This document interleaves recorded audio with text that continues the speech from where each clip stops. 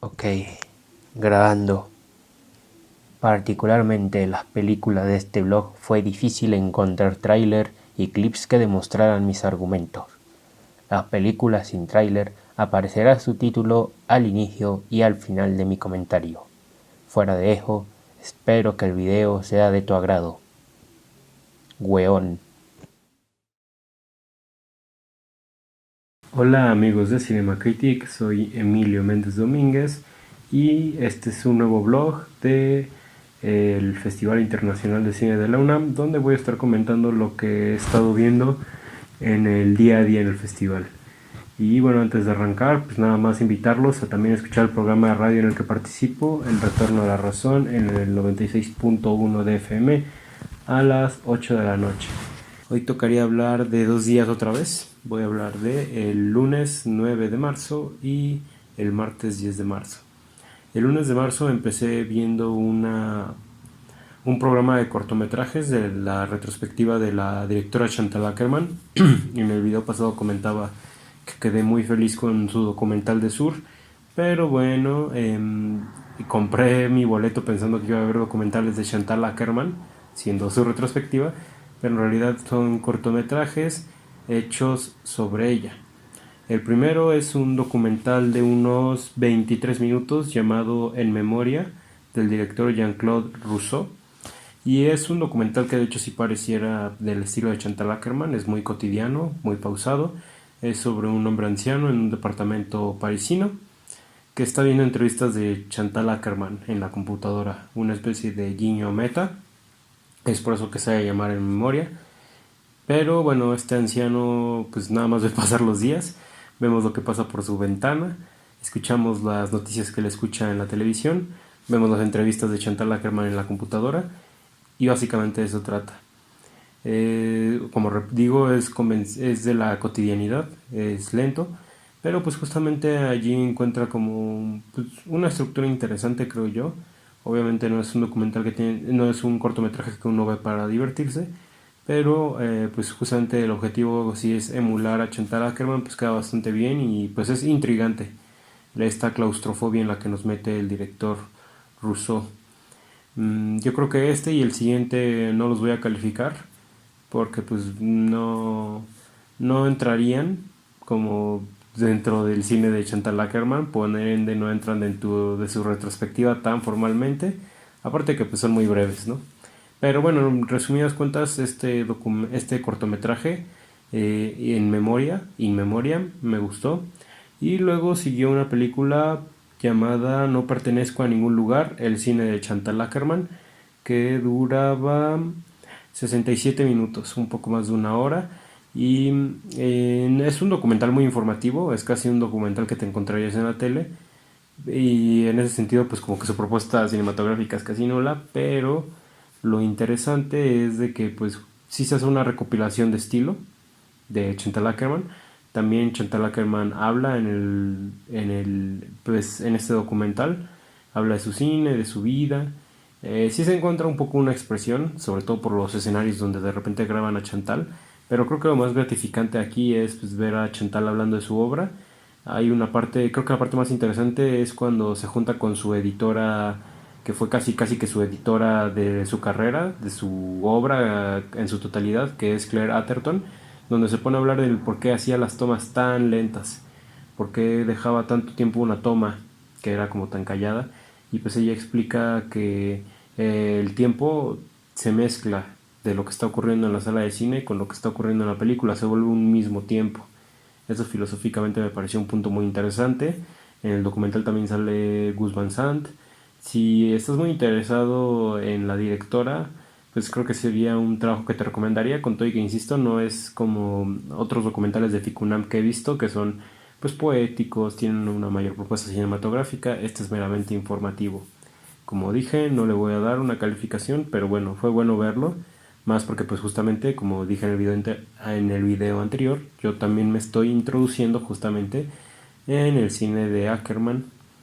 Y lo siguiente que vi ese día fue un documental mexicano de de la competencia Ahora México. El documental se llama Fragmentos de la vida de un músico y lo dirige Pablo Chavarría Gutiérrez. Que, bueno, ya suelto la primera carcajada porque sí, pues es documental. El documental es muy experimental, pero no es experimental como los otros documentales experimentales que he hablado, que son serios. Este es prácticamente un documental cómico. Aunque bueno, no es documental, más bien eh, es experimental, es ficción al parecer. Se trata de un músico que regresa a Chiapas. Él parece ser que vive aquí y se fue por un rato a Europa, tengo entendido. Y que él es, como digo, músico experimental y por ende ya desde la parte experimental se hace como una burla, como muy sosa, ya que pues él no toca los instrumentos, ¿no? Sino juega con ellos, como que desarma una trompeta y hace ruidos con ella y eso ya lo considera él música experimental. A mí se me hizo chusco eso, pero pues, chusco en el buen sentido porque pues me estuve riendo, me reí más que con varias comedias que yo he visto y eso creo que es el mérito, ¿no? Esto, hablar de esta película experimental, yo creo que la mejor manera en que puedo plantear su virtud es un poco decirles que imagínense The Room, pero que la intención de Guayzú hubiera sido hacer The Room como quedó. Mal actuada, mal dirigida, con mala fotografía, con humor como incómodo. O sea, si Guayzú hubiera querido hacer The Room como quedó, sería una película perfecta, porque pues, es una película con la que todos nos reímos, que logra entretener al espectador, cosa que pues varios dramas muy solemnes luego no logran hacer, ¿no? Justamente eso lo hace esta película, pero lo hace de manera más atinada, porque aquí justamente la propuesta del ridículo que propone es pues premeditada, ¿no? Y no solo es un ridículo de que los personajes hagan cosas chuscas, sino también de repente el cómo está editada, el cómo las situaciones son inverosímiles. Es de esas películas que yo diría es imposible describir. La tienes que ver, pero incluso desde cómo está grabada, que si no me equivoco debe ser con un celular o con una cámara DSLR, pues está grabado de modo muy barato, pero justamente esto permite que quien hizo esta película pues se desinhibiera y se despreocupara por cualquier norma tanto de lenguaje cinematográfico como de seriedad cinematográfica. Y creo que se aplaude bastante que en un festival tan serio como es FICUNAM, que podemos ver películas experimentales, que proponen cosas para el lenguaje, pues que se vea algo así. Muchos se salieron de esta película porque les pareció muy payasa, se fueron saliendo personas de la sala, pero los que nos quedamos hasta el final dimos un aplauso muy efusivo porque nos divertimos bastante viendo fragmentos en la vida de un músico.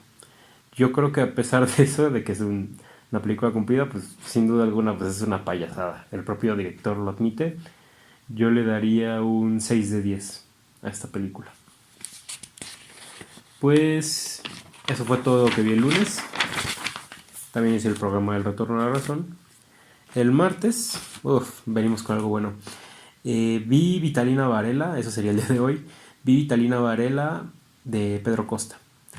Pues esta película es de la sección de Atlas, de cine contemporáneo, y Pedro Costa es un cineasta ya de reconocimiento, ha ganado premios en festivales, se le reconoce sobre todo por ser un cineasta como de realismo social muy extremo, porque él sí se va a sociedades marginadas a grabar, y particularmente una película de él que tuvo como muy buena aceptación fue Caballo Dinero, de la década que acaba de terminar. Estuvo en varias listas de las mejores películas del año, Caballo Dinero. Entonces ya Vitalina Varela traía esta expectativa, ¿no? Esta es la primera película que yo veo de Pedro Costa y a mí me pareció una obra maestra. De verdad, lo primero que uno nota de Vitalina Varela es un ritmo lento pero tétrico al mismo tiempo. ¿Y por qué tétrico? Se adjudica mucho a la fotografía, es muy tenebrista, está bañada en sombras. Pero no solo se trata de que la iluminación esté baja, ¿no? De que esté mal iluminado, por decirlo de una forma genérica, sino que verdaderamente las sombras dibujan figuras. De hecho, casi siempre algo que pasa es que se hacen viñetas dentro del encuadre, entonces uno de repente no ve dónde empieza y termina la pantalla y solo ve las zonas iluminadas. Les voy a poner el trailer para pues, que vean este tipo de iluminación tan tenebrista y eso de entrada ya establece un tono. Pero también la película trata sobre esta Vitalina Varela, que es un personaje, pero también es el nombre de la actriz que la interpreta. Vitalina Varela es una mujer que regresa a la ciudad donde murió su esposo. Llega 3 días después de que lo enterraron y llega tarde porque su esposo es un exiliado en Lisboa y ella estaba en otro lugar. Le cuesta trabajo llegar al pueblo donde está su esposo y por una situación burocrática. Entonces como que ya desde ahí la película tiene cierto aire de arrepentimiento, pero no solo es el duelo de Vitalina Varela, sino también que la sociedad en la que vive es muy pobre, es como muy miserable, desgraciada, y eso se inhala tanto en los escenarios, pero también por la actitud de la gente, como que todo el tiempo están en pesadez. Y esa pesadez sumada a la oscuridad de la película dan una sensación muy única, muy como estar en una pesadilla, pero que no es una película de terror, sino es, como digo, una película de realismo social, una ficción que sale de la realidad, porque pues para todo esto, como digo, Vitalina Varela es el nombre de la actriz real, que es el nombre del personaje, y justamente esta película se hace a raíz de las experiencias reales de Vitalina Varela. Es un personaje que salía en una película previa de Pedro Costa, Caballo de Dinero, pero pues ahora tiene como su propia película y el propio director dijo que él iba a hacer una tercera, a él le gustaría hacer una tercera película de Vitalina Varela. Entonces fue un gran acercamiento al cine de este señor. Yo a esta película le doy un 9 de 10, coqueteándole al 10. Pero bueno, para no arriesgarme le pondré un 9 de 10. Lo que sí puedo ir diciendo es que yo ya la veo como dentro de mi lista de mis películas favoritas del año. Perfectamente cabe allí. Cumplió la expectativa que tenía. Y bueno, también lo voy a decir, entré a la conferencia que dio Pedro Costa, me inscribí previamente, estaban un poco peleados los lugares y quedé muy decepcionado de la conferencia porque Pedro Costa llegó, él es portugués, y preguntó que en qué idioma la queríamos escuchar, cuando él es alguien que domina el portugués y el inglés, el español casi no. La gente ahí empezó a gritar que el público asistente empezó a gritar que querían la conferencia en español y él les dio el gusto. A pesar de que en Ficunam cuentan con traductores, con un aparato que tiene audífonos, tú te lo pones en una conferencia y hay un traductor en una cabina que va hablando a ese traductor conforme surge una conferencia de cualquier idioma y así las personas que solo saben español pues no tienen ningún problema para entender la conferencia, pero a pesar de la existencia de este aparato le exigieron al cineasta que la conferencia fuera en español y fue un completo desastre. El hombre habla español mezclándolo con portugués y no se le entendió nada. También se ve que no domina bien el idioma, entonces las ideas no las desarrollaba, hablaba de manera muy ligera y pues tú cuando ves una conferencia de un cineasta no son así. Ellos siempre son muy clavados, les gusta mucho hablar de su proceso de realización, de ideas filosóficas y Pedro Costa con trabajo sí podía hablar de Vitalina Varela. La verdad que decepción tanto del público como de lo que terminó siendo la actividad. Después, después de Vitalina Varela vi una película muy bizarra llamada Capital Retour. Esta película es de Francia del 2019, la dirige Leo Bisiul y es de la sección Atlas. ¿Por dónde empiezo? La película es de un hombre transgénero que se está convirtiendo en mujer, pero aparte de todo es sexo servidor. Pero particularmente sus clientes son personas fetichistas. Él mismo pues es como del negocio del bonding, si es que así se le dice. Entonces, la película es un documental, tengo entendido. Ahorita lo traté de investigar y sí, parece ser que es un documental. El director, que es este Leo Bisiul, es el mismo que sale en la película, es el personaje que acabo de escribir. Él mismo hace una descripción suya muy larga dentro de la película donde define tanto el nombre de su sexualidad como el nombre de su sexo, que obviamente no son cosas tan generalizadas. Y bueno, la película raya mucho en lo asqueroso y en lo perturbador y en lo incómodo. Y creo que esto más que decirlo como cosas negativas, pues es la propuesta película.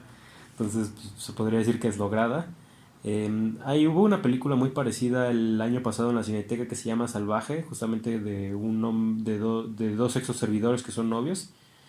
Pero esa película me pareció fallida, me pareció una película como de exasperante en mal sentido, porque tenía un drama, algo que luego tiene el cine francés, no digo que siempre, pero hay ciertas películas, particularmente el cine independiente, que son como muy explosivas en su drama, tienen como casi que gritos fortuitos y como que los personajes en ese tipo de películas luego como que cometen errores muy sonsos y lloran al respecto y sienten mucha autocompasión por ellos mismos. Salvaje es esa película, gira en el torno en el mundo de los sexoservidores pero muestran las consecuencias negativas de ello.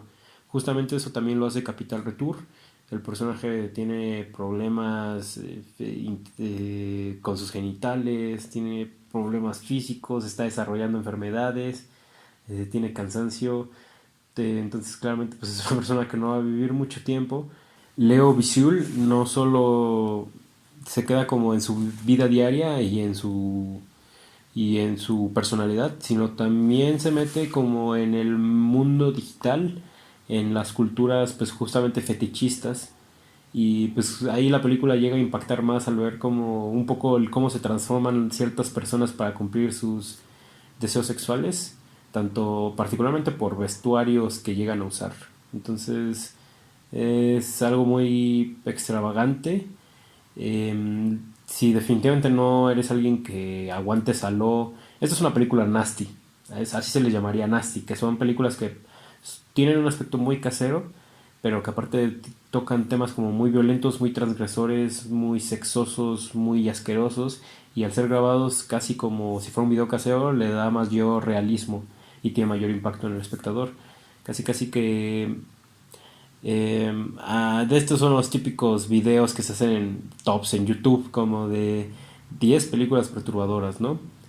Entonces la película logra que si es algo que impulsa el arte cinematográfico, eso sí lo pongo en duda. Pero bueno, sin duda fue una experiencia interesante, repitiendo lo mismo que con fragmentos de la vida, de una vida de un músico. Pues es inusual pensar que uno va a poder ver en Ficunam este tipo de cine. Yo a Capital Retour le doy un 6 de 10. Y bueno, la última película que vi en el día fue Piedra Sola, que es de la competencia internacional. Es una película de Alejandro Telemaco Tarraf y es una coproducción de Argentina, México, Qatar y Reino Unido, pero la película se desarrolla en sí en Argentina.